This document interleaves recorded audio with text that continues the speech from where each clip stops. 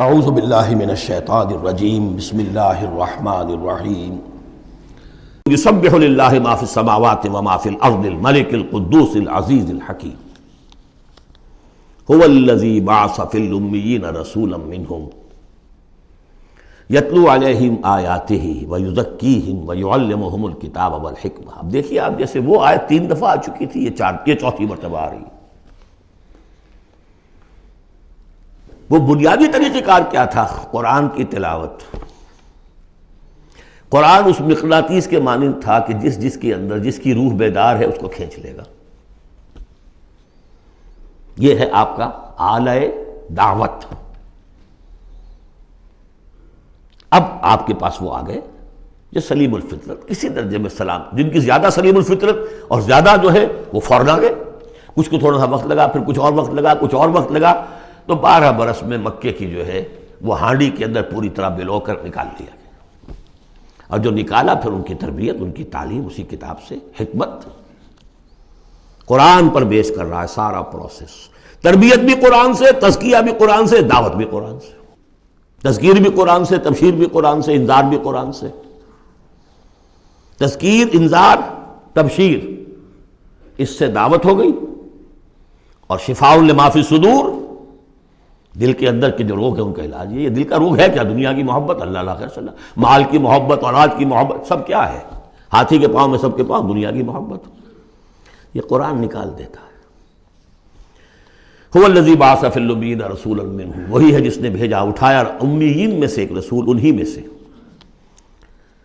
یتلو علیہم آیاتہ، ان کو پڑھ کر سناتا ہے اللہ کی آیات، یہ وہ مقناطیس۔ وَيُزَكِّيهِمْ وَيُعَلِّمُهُمُ الْكِتَابَ، وہ تزکیہ کر رہا ہے۔ تلاوت آیات کے ذریعے سے غلط نظریات ختم ہوئے، غلط نظریات ختم ہوئے۔ ان غلط نظریات پر جن ہمارے اعمال کی بنیاد تھی، ہر عمل کے پیچھے کوئی نظریہ ہے، کوئی ویلیو ہے جو آپ کے ذہن میں ہے، جس کے تحت آپ کوئی بھاگ دوڑ کر رہے ہیں، کوئی عمل کر رہے ہیں۔ وہ ویلیو غلط ہے تو عمل غلط ہوگا، ویلیو صحیح عمل صحیح ہوگا۔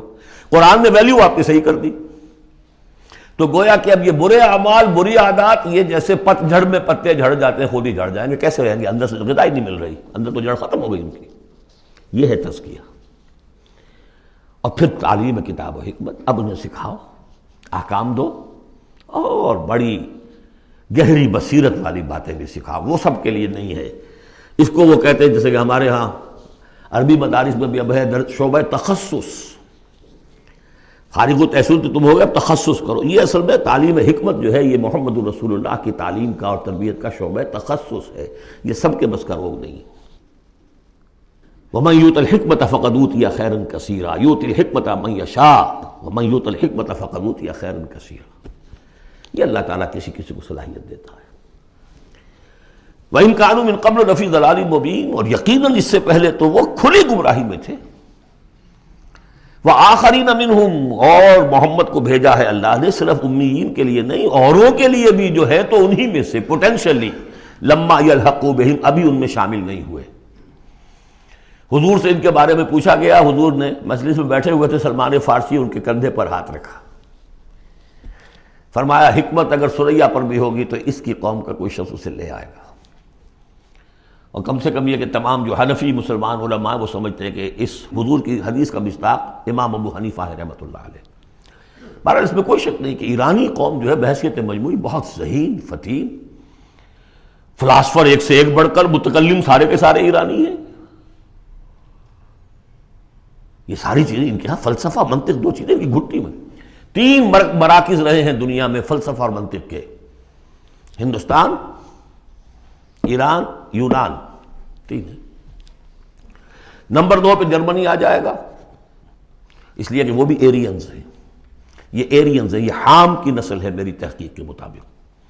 اللہ تعالیٰ نے سام کی نسل کو چن لیا نبوت کے لیے، حام کی نسل کو چن لیا حکمت کے لیے۔ وآخرین منہم لما یلحقوا بہم، میرے نزدیک اس آیت کی صحیح تعبیر کیا ہے کہ ایک نیوکلیس، جیسے کہ اسٹرکچر آف ایٹم ہے، ایک نیوکلیس ہے، اس میں پروٹونز ہوتے ہیں، اور بھی بڑی بلائیں ہوتی ہیں، اب تو ایک سے ایک نکلی آ رہی ہیں۔ جب ہم نے فزکس پڑھی تھی تب یہ تھا کہ ایک نیوکلیس ہے، اس میں پروٹونز ہیں، پازیٹیو چارج ہے، اور پھر یہ ادھر جو ہے وہ اب جو الیکٹرانز چل رہے ہیں دائرے میں، بڑا ایٹم جو ہے وہ بہت سے دائروں میں۔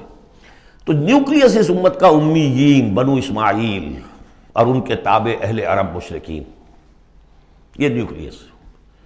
پھر سب سے پہلے ایرانی آ گئے، پہلا جو ہے نیوٹرون الیکٹران ایرانیوں کا ہے۔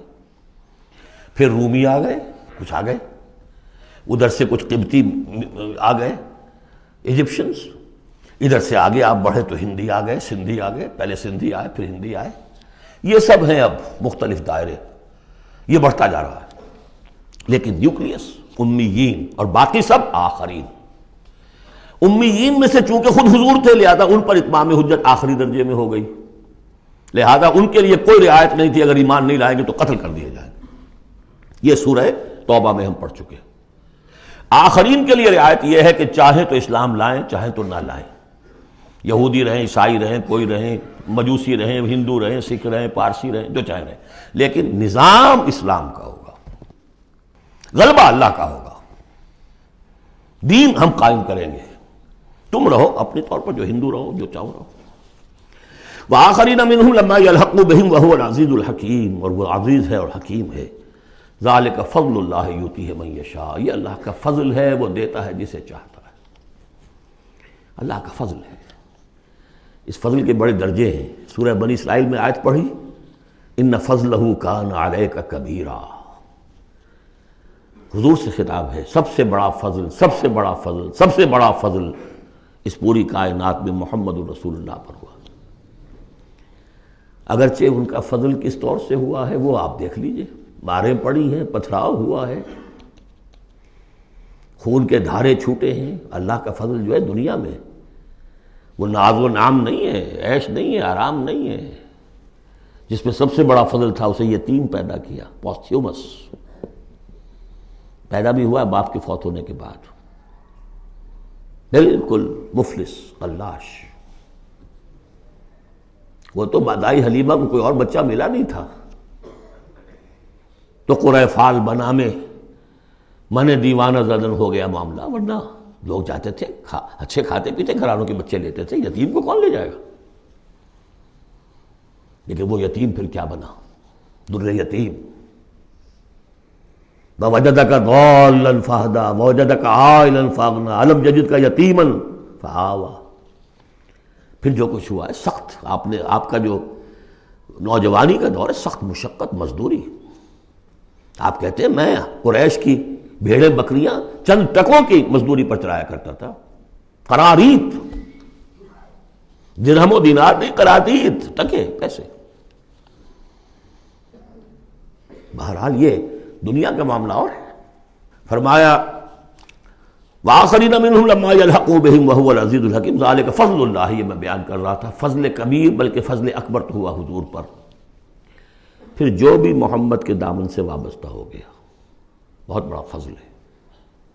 چاہے اللہ نے ہمیں پیدائشی طور پر یہ فضل دے دیا ہے، ہم اس فضیلت کا قدر نہ کریں اور وہ پھر راندہ درگاہ حق ہو جائے، وہ دوسری بات ہے، اللہ نے تو دیا۔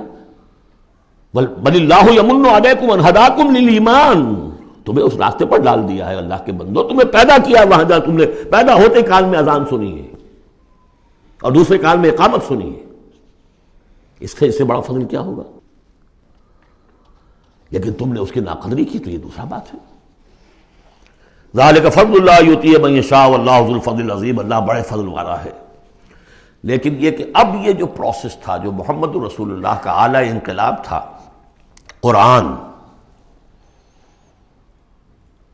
اب محمد تو جا رہے ہیں صلی اللہ علیہ وسلم، یہ پروسیس آگے کون جاری رکھے گا؟ نبی تو کوئی اور آنا نہیں۔ لہذا حضور نے کہا خطبہ حجۃ الوداع میں، قد ترکت فیکم ما ان تمسکتم بہ او اعتصمتم بہ لن تضلوا ابدا کتاب اللہ،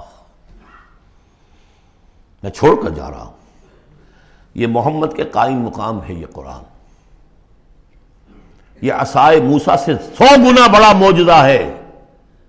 عصائے موسیٰ صرف موسیٰ کے ہاتھ میں تھا تو معجزہ تھا، بعد میں تو وہ لٹھیا کی لٹھیا ہے، اور کیا ہے، پڑا ہوگا کسی ٹرنک کے اندر، شاید ہو اب بھی، جیسے کہ کہتے ہیں یہودی ہے لاٹھی ہے، اب وہ سانپ تو نہیں بنے گا کسی کے لیے۔